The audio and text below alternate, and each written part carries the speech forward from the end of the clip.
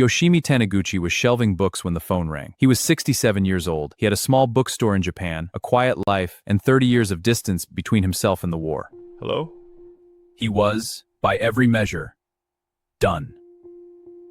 But the voice on the other end of the line told him that one of his soldiers wasn't minded.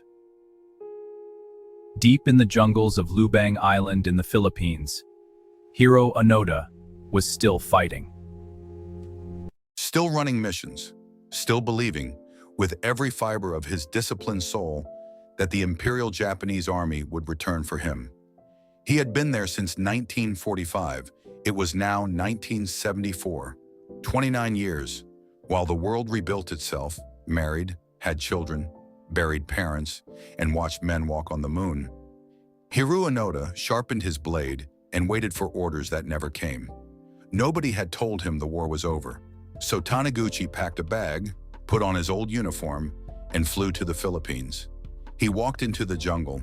He found his soldier, gaunt, weathered, unbroken, and he stood before him one last time as his commanding officer.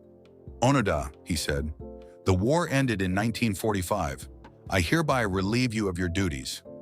Hiroo Onoda, 52 years old, stood at attention.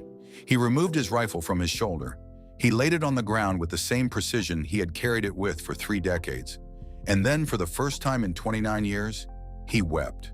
Not from shame, not from grief, but from the overwhelming weight of finally being allowed to rest. He had never quit. He had never surrendered. He had simply been waiting for someone he trusted to tell him it was safe to stop.